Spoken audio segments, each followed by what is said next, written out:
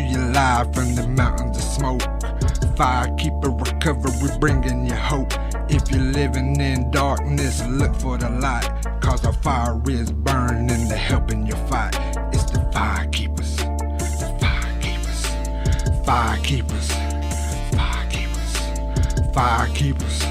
Recovery, bumpin' BG, talk recovery. Firekeepers, firekeepers. Welcome to Firekeeper Recovery. I'm Brant Grant. Bumper Smith. And today we're just going to do a quick check-in and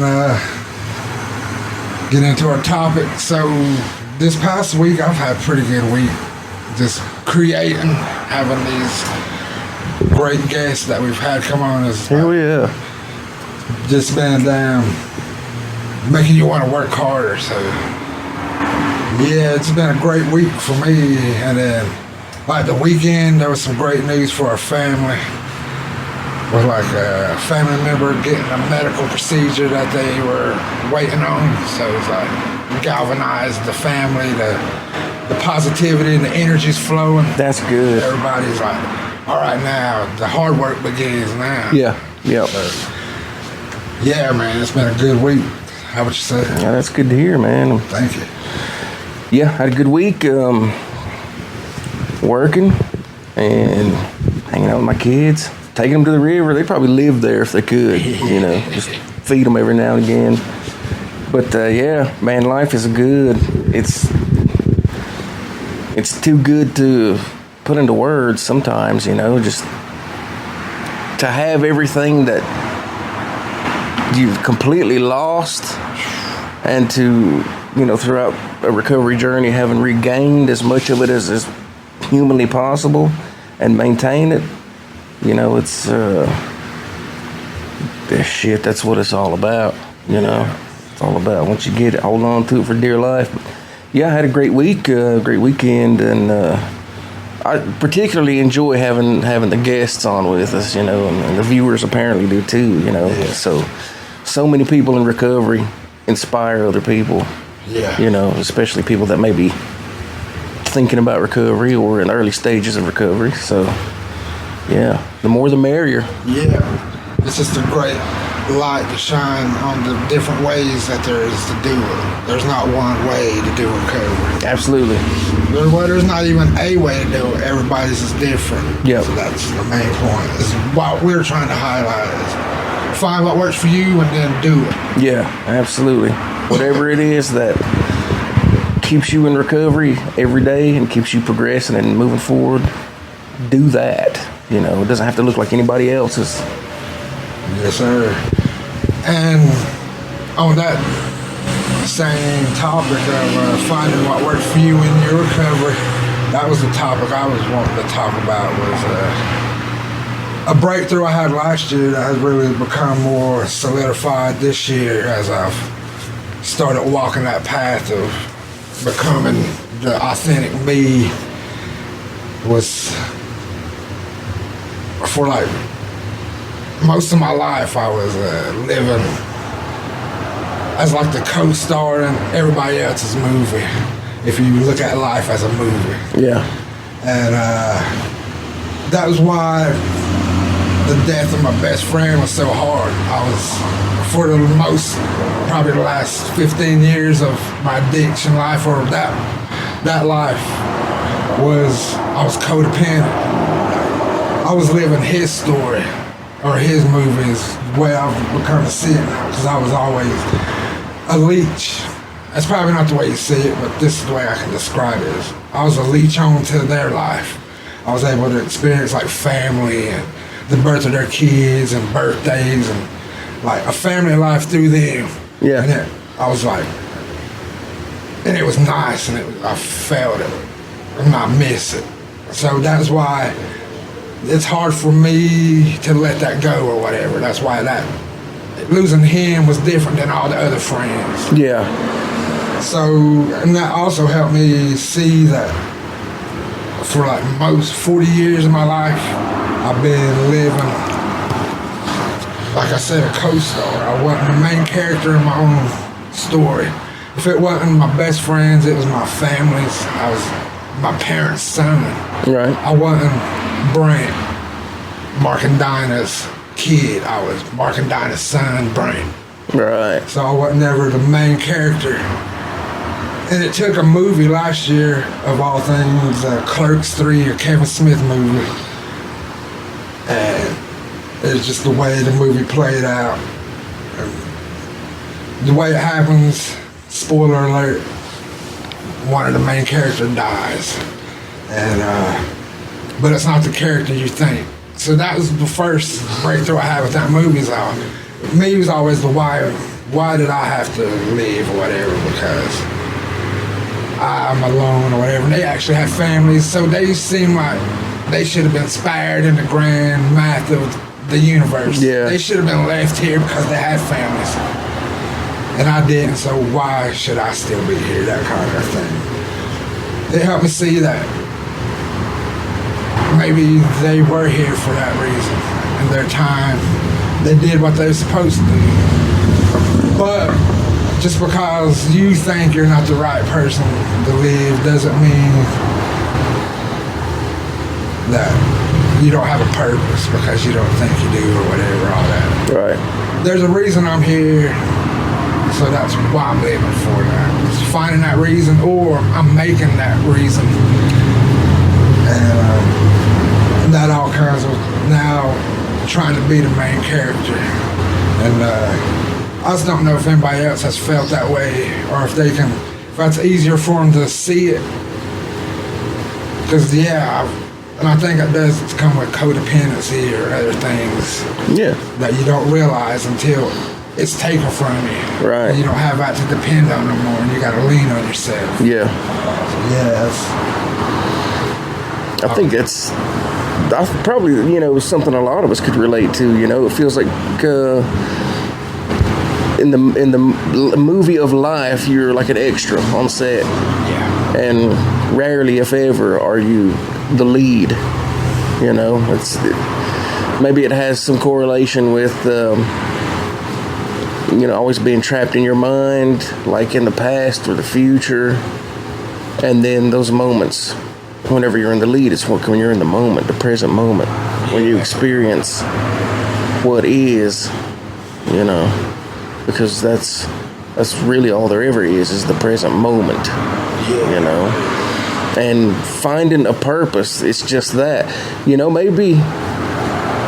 maybe we're each born with a purpose, and it's through our lives that we uncover or find it, or even find it but then have to shape it or reform it or mold it into what it needs to be. I felt like I was most of my life, I felt like I was like a boat sitting out on the lake. It's just floating around aimlessly without direction. It's crazy that it took falling prey to substance use and losing everything that meant anything to me for me to regroup and discover what my purpose is, what I feel like my purpose is, and it's multifaceted. It's not just one aspect, it's not one thing. It's I work in the recovery field, to try to help other people. Every day I'm becoming the dad that I should have always been. The brother, the son, the uncle, the whatever, the friend, just all of these different aspects of it. I feel like I'm reaching a point where I'm really fulfilling those roles as I should have been, and that recovery is what allowed me to step into that lead role in the movie of my life, and it's starting to give me a lot of direction, because when you're at the bottom, there's only one way to go. So, I think a lot of us can probably relate to that, I think there's probably some people, like myself included, that spent so many years in active addiction that you never really got to explore the depths of your own spirit and your own heart to even know what you're made of, you know, what you're drawn to, what you're repelled by, or hell, even what you like or what you don't like, or even forming your own opinions and thoughts and guiding yourself in the course of life.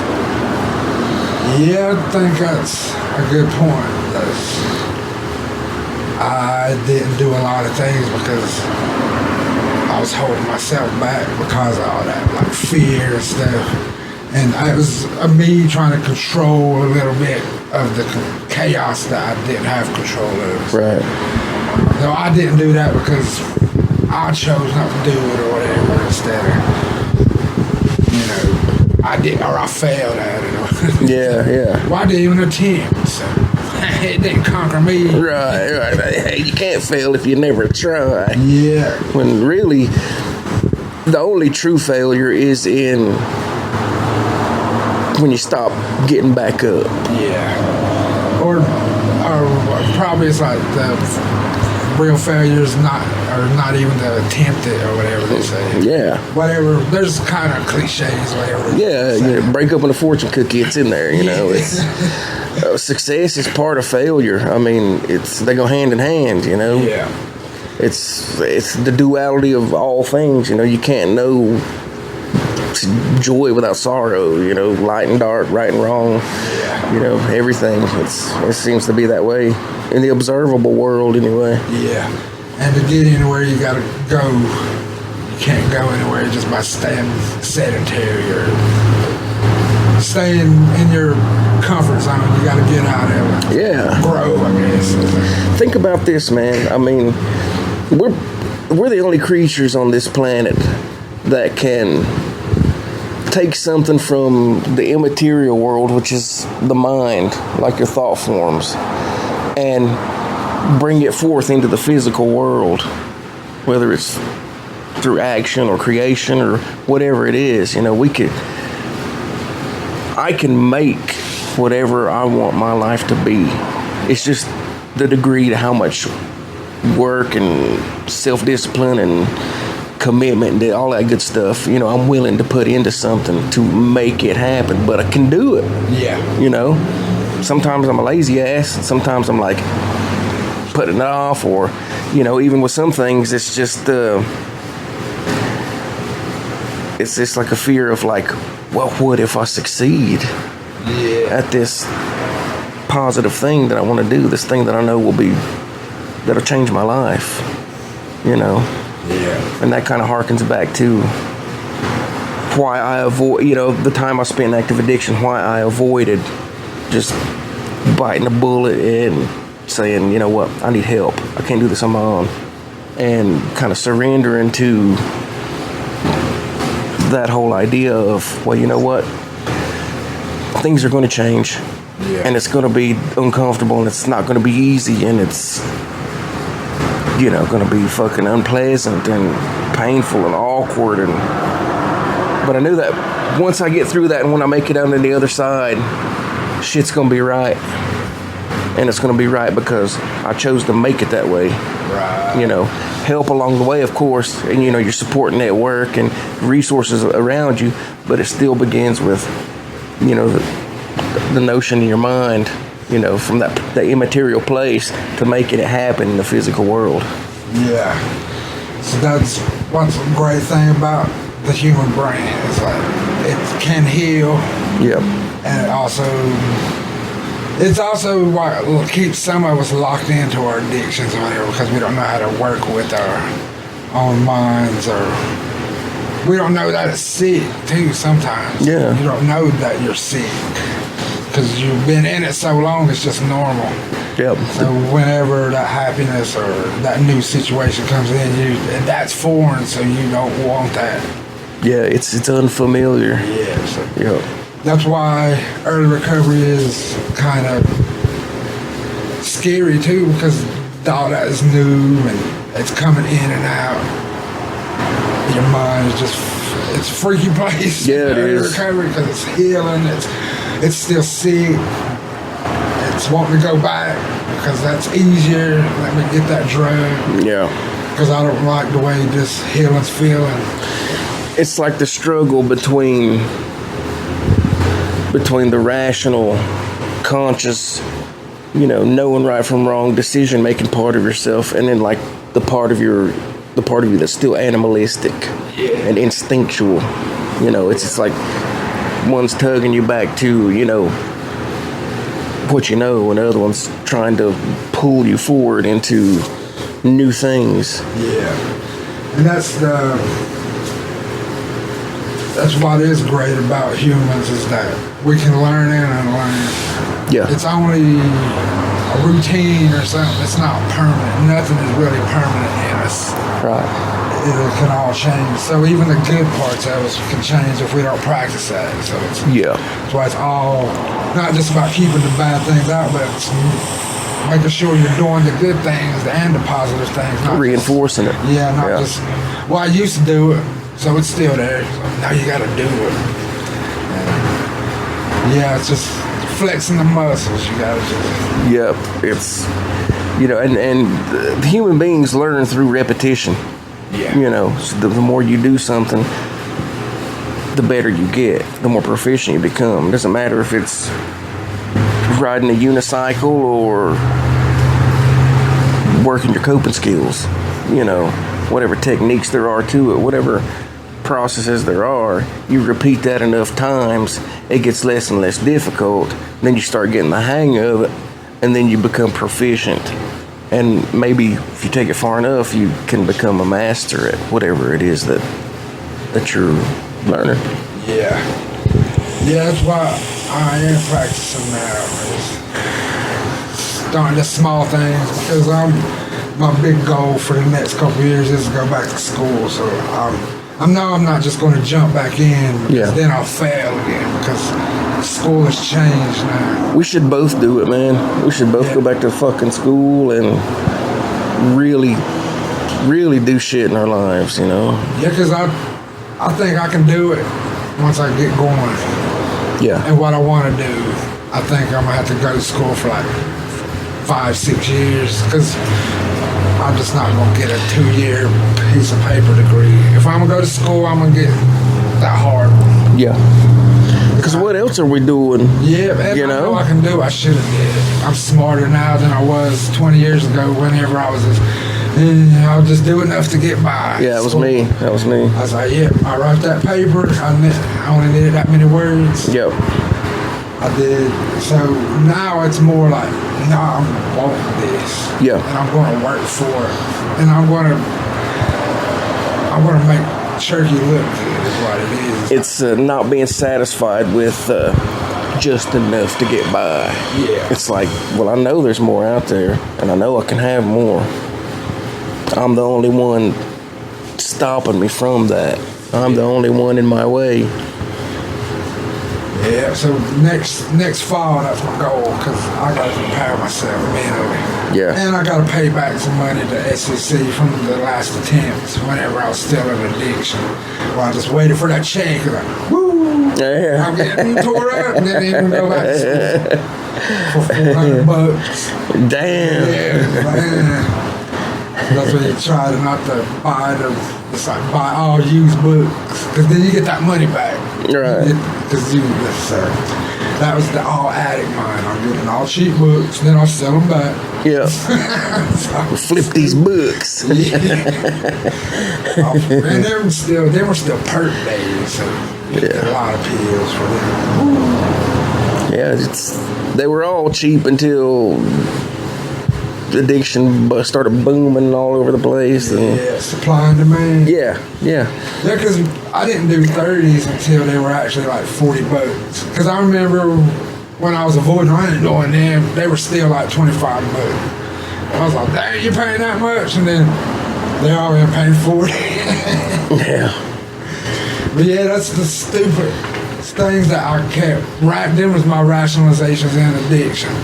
Pills. At least it's not heroin. Yeah. But it's not. It is heroin. just it's legal. Yeah, it's a pharmaceutical grade. It's probably better. I used to do the same shit when I was stealing and snorting pills in the back office. You know, I'd see people that were IV drug users or even meth users. I'm like, man, at least I'm not like that. Yeah, exactly. You know, and then, well, next thing you know, I fell right off my high horse, and then it was me. You struck the oil. Yeah, it was. But that was a justification. Well, I'm not as far out there as they are. I'm not as bad off as they are. You know, and it's just, you know, bullshit you tell yourself to justify your own addiction. It's, you know, it doesn't matter how far out there somebody you may perceive them to be. You know, it's none of it's good. Yeah. None of it's safe. None of it's healthy.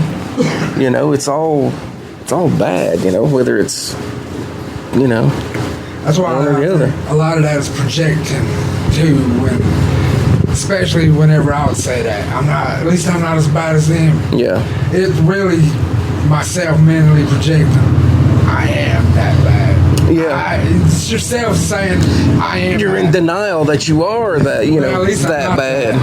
Nah, that's you. You're stealing just like they are. You're doing just as bad moral things that they are. Yeah, I'm not as bad off as they are, but you know, even though I steal to get what I was after at the time, you know, it's not my fault. I got deep veins and I can't shoot up by myself. At least I'm not shooting at it. Yeah, it's not that I couldn't. It's like I couldn't. I remember one time this dude had he was using. This was years ago. And anyway, his justification, you know, just like mine, was like, well, at least I'm not like those people. Which people? I just smoked mine. Man, really? And, you know, and of course, I took offense to it. But, you know, probably in part because it reminded me of the mindset that I used to have. Yeah. You know, inactive addiction, still casting judgment on people that I thought were worse off than I was. You know, it's stupid. Stupid. Yeah, man. Just to look back now, I think it is good to look back every now and then, especially as you get healthier into your recovery. Like, yeah. It's easy now to look back and, like, we were some goofballs. Yeah. The way we make fun of that now. It's easy. And at least we're here to make fun of that stuff. I'll make fun of myself, especially the way I used to be all day long. Because, I mean, I'm not going to get into it on here, but, you know, it's like, I can't believe I did that. You know, well, like one example is finding a pill on the bathroom floor. The fucking bathroom floor. Looks all right to me, you know. Like, it was on the floor in the bathroom, you know. Yeah. It's just that's the nature of addiction, though. I mean, it will drive you to do things that I sure as hell wouldn't do now. Yeah. You know, and it's because it's compulsory. You know, it's not like, you know what? I've had it good for too long. I'm gonna get strung out. Yeah. Everything I have that's great and good in my life, fuck it. Let me just do that. It ain't like that. You know, it's not like this moral failure. I sure as hell that wake up one day and think, you know what? I'm gonna get all these things and have all this stuff, you know, people in my life, and I'm gonna piss it all away starting today. No. Snowball. Yeah. You know, of course there's genetic factors, you know. Of course, predisposition doesn't mean predetermination, but when you have genetic factors and it starts out with a series of risky choices and risky behavior, you know, along with, you know, adverse childhood experiences and all these things rolled into one, and you don't know why you're using, really. I mean, you just think you're like trying to have a good time, trying to have fun, and then that snowballs into like, well, let's celebrate and use. Yeah, well, I'm tired from work. I need to use and relax. Yeah. Damn, I need to use to get the day going, and it just, and then when it's not until looking back that I'm like, well, you know what, man, when I was in emotional pain, that's when I wanted to use the most. Yeah. And that's when I did. Of course there was celebratory occurrences or, just, like to get through the day or whatever. But really the bulk of it happened when I wasn't well in my heart, in my mind, and looking back, those, you work towards fixing that, and it's probably like an ongoing thing, you're always working to heal. But once that starts to snowball and progress, well, then the symptoms of substance use disorder, they go in remission. It's in remission, Yeah. It's my substance use diagnosis is in remission because I've not only have healed and am healing from what it was that I wanted to numb myself to or forget about or get through, and then I've learned things on the way, like healthy ways to deal with that stuff. Yeah. Healthy processes. Yeah, man, that's a long, wild, fun journey. And every day is a new adventure if you allow it to be. Yeah. And it can be rewarding. But don't be looking for like monetary rewards. That's the best thing about recovery is a lot of rewards you don't see because they're inside you. They're intangible, man. Like rebuilding the relationships that were lost. Yeah. When you can give your word to somebody and it fucking means something. Right. Like they can count on you. Yeah. Things like that are the most rewarding. And through it all, I saw people were working their recoveries. Some were completely 100% abstinence based, and I had tried that, and it wasn't for me. Yeah. And so I tried substituting things, but not through a program or a doctor or anything like that. It was just he was like, let me use meth to get through these opioid withdrawals, and it was just a smooth transition. See, it wasn't until I realized that I can't do this on my own. I need help. So I got the help. I did what I had to do with the treatment twice. In the MAT program. This is my fourth time in, Thank goodness they kept letting me back in.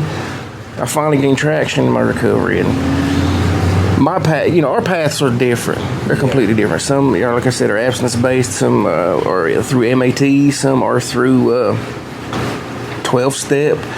Whatever it is that, an individual... You can customize your recovery, kind of, I'll take bits of everything and make it mine. Yeah. And that's what works for me. That's what's bringing me success in my recovery. And for that individual, whatever that smorgasbord of things is that keeps them in recovery and keeps them well, shit, more power to them, Yes, sir. It's totally. That's why I like through like the MAT program that we went through. They use like a program of teaching about Brant and like acceptance and all these different topics that have. But when you get into them, it is working steps. It is like taking responsibility, accountability. Yeah, but all them things. All right, now fixing the things that used to shine or make your addiction work. So that's why it's just using it in different language. Yeah. All these programs are basically the same tools. It's just working them different through. In case you're not a religious person, well, that's why they have these non-religious NA meetings, whatever. Yeah. And then if you are a religious person, then they have the real religious NA meetings. So there's something out there for everybody. You just got to find it. Yep. Find what works for you and and work it. It only works if you work it. Work it, let me work it. All right. Flip my thing down, something and reverse it. Yeah. Man, I think that was a good discussion. Yeah, it was. You got anything to add? More work and recovery. You know, it's man, I'm so thankful for my employer that, you know, they really make sure that I'm okay, that I can be my best to help others. You know, they take real good care of me, and easily the best job I've ever had for the best organization. You know, it's, you know, I'm not just trying to blow smoke up their asses. It really is. You know, it's inclusive. You know, it's welcoming. You know, yeah, it's fucking good. You know, and you know, this is not at the top of the list, but they make sure they pay you a living wage. You know, for the work that you do, and not everybody's doing that. Yeah. You know, everybody likes to give you the minimum. Yeah, and it's, you know, I got so much shit to be thankful for that at times throughout the day I find myself thinking like, man, the things are going too good for too long. It's just the shoe's about to drop, and it doesn't. But that's just old thinking. Yeah. And so that's something that I've gotten better at working with. You know, like it's just bullshit. Yeah. Heck yeah. But heck, I ain't got much else to say. I think I got most of that. Yeah.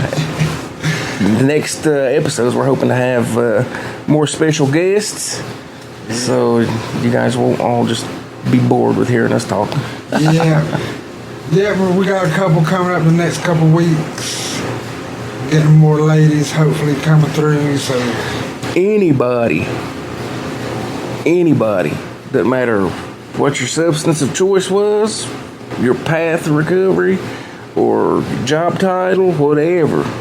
You want to come on the podcast and talk about your point of view or your recovery story, whatever, you know, just let one of us know, you know, we'll make it happen. Yes, sir. Because it's helping a lot of people, you know.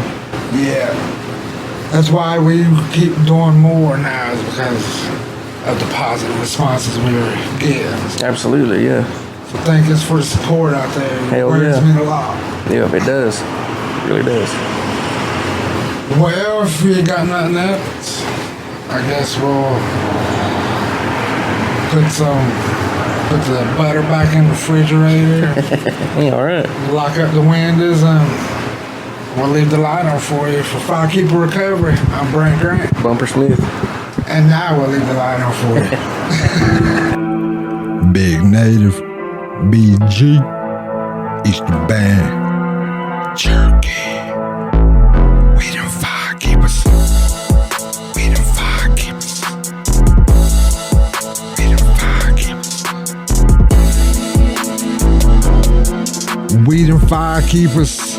This is a spark, be the gasoline. This is only a start. My fire stays burning to light up a path out of the darkness and make a new math. Be a firekeeper, let your fire burn bright. We them firekeepers, never give up the fight. We them firekeepers.